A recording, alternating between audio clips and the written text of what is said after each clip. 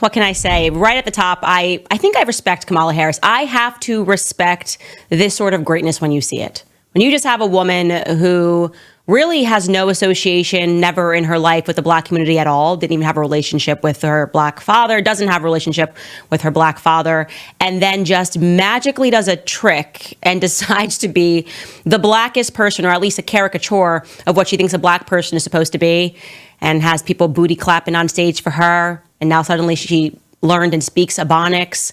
And I have to respect it because Black people are accepting it. It seems by and large, she's getting a round of applause. People are laughing along with her as she pretends that she listens to hip hop music. And so, like I said, I got to respect this greatness. All right, so let me go tell you how the media is trying to dumb down the Black community as far as like what's Kamala Harris's ethnicity and whatnot. So let me give you a little backstory. So we all know that her mother is an Indian, Hindu, whatever, right?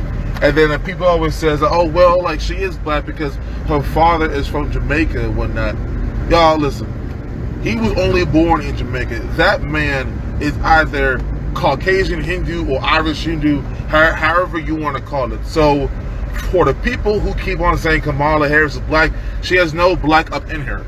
Her dad's background, his ancestors actually owned slaves. His grandmother has like a slave street, whatever and such. And on top of that, like for someone trying to say, oh, I'm a Black woman, it's very disingenuous and it's very disgusting.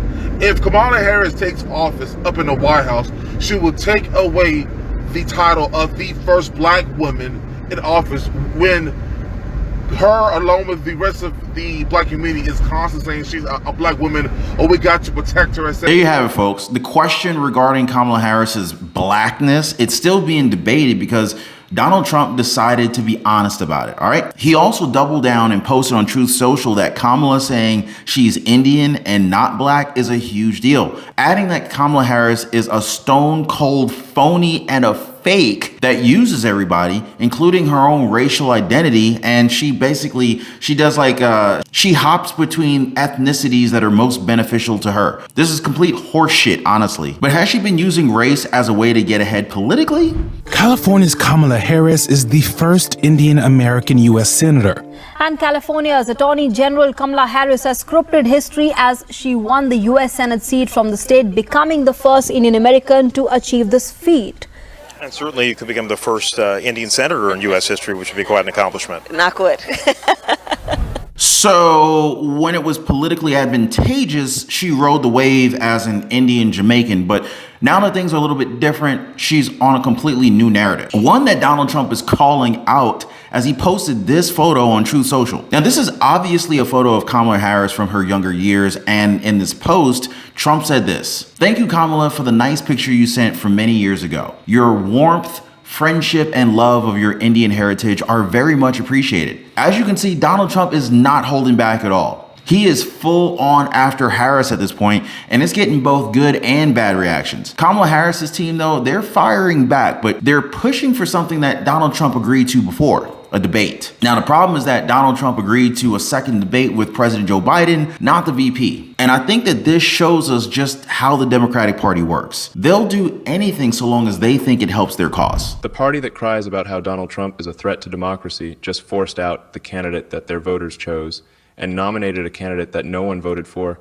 The hypocrisy is immense in the Democratic Party. Unbelievable, guys. This is unbelievable. And it's really hard to argue with Elon Musk's logic here. I mean, voters sure did not pick Kamala Harris to be their presidential nominee, but they were riding a sinking ship, so they had to kind of make do and make a life vest. And I know this sounds harsh, guys, but that's what a lot of people feel about Kamala Harris. At least that was the consensus before she was suddenly brought up to bat due to President Biden's poor mental performance in his first debate with Donald Trump. One word that Republicans have used against the VP is the term incompetent. Here is Senator Barrasso berating Kamala Harris.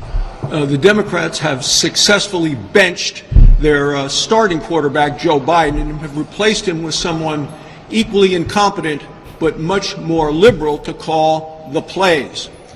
As Vice President, Kamala Harris has been leading the cheers for the party of high prices and open borders. As vice president, she broke the tie 17 times on radical nominees, some who want to defund the police. She broke the tie to pass the reckless tax and spending bill, which brought us the highest inflation in 40 years. And as the borders are, she opened the floodgates. 10 million illegal immigrants invaded our country. When they ranked senators, she was ranked the most liberal United States senator when she was a senator. Dangerously liberal. A San Francisco liberal. More liberal than Bernie Sanders. I mean, how liberal is that? Well, it's somebody that proposed eliminating private health insurance for Americans. But yet she wants to pay for health care for illegal immigrants. Wow, guys, you just can't even make this stuff up. Now, again, the term, I admit, is a little harsh. I mean, you might think that this is part of a movement to belittle Harris. Maybe even liken it to them using the term weird against Donald Trump and JD Vance. But no, this is not the case here. A Breaking Points poll showed a couple of words to describe the vice president, a description that's being channeled through voters. And, well, here's the verdict. What are the biggest words and descriptors that jump out? Number one, not a good sign for her, incompetent. Close behind, however, is a positive word, strong. And then you have probably in third place there, it looks like you've got liberal, which is something certainly that, you know, they consider to be a vulnerability and the Trump campaign considers to be a vulnerability. Wow. So this means that voters are literally proving what Republicans are saying out in the public. But yet they're still snapping back with this entire weird movement that's not really gaining a whole lot of traction. In fact, the problem for the Harris campaign is that they just can't point to the Trump term and say, hey, Americans don't want this anymore, because it's not true. A majority of Americans prefer Donald Trump in charge of so many things that Biden has essentially effed up. There's the economy, there's inflation, our borders, national security. There's a lot of that talk going around, guys. And this is why weird is just the best thing that they can come up with for Trump and JD Vance. He's weird, he's weird, he's weird. By the way, there's absolutely nothing weird about JD Vance. Nothing weird. You're weird, Kamala, with your weird coconut tree word salad speaking to America like we're 3-year-olds. Yes. And we all know it. So all this is a projection. And I do think if you're anywhere right of those far left Karens for Kamala or white dudes for Kamala with your land acknowledgements and your don't criticize BIPOC, you understand who the weirdos are in this race.